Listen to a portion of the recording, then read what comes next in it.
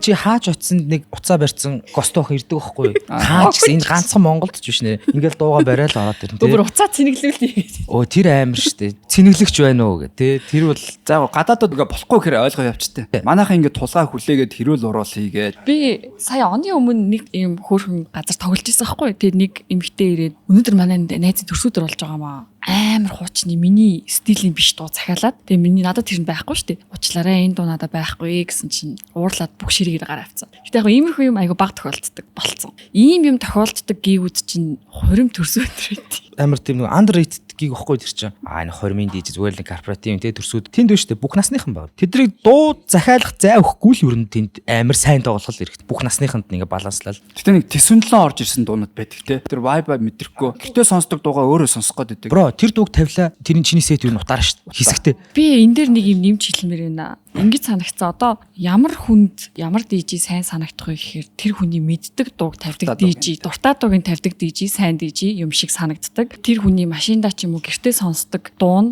тэр хүний хувьд хамгийн гоё дуу. Бид нар ингээл аим шин минь дуу 50 гот юу тоглоод байгаа юм бэ ч гэдэг юм уу нэг ерөнхийдөө бүгд биш. Тиймэрхүү юм бол ажиглагдтiin. Бид нар ч бас ингээд нэг заалаа хараад нэг дотроо зохиолтой тоглож байгаа шүү дээ. За нэг хэсэг энийг яваа араас нь тэгэж орж ирээ. Тэгээд нэг vibe бүрдүүлээд дараагийн DJ-д бэлдэж өгнө ингээ явж тал тэрийг нэг өөрчлөлж байгаа юмс ерөөсөө ойлгохгүй зүгээр дуртай дуу тавихад л энэ DJ-г амархан энэ ерөөсөө нэг дуу тавихад юу ч биш гэж боддоо юм шүү. Тэр чин бид нар чин тэр нэг vibe ороо явж байгаа ш дуу дуунаас хөрвөөд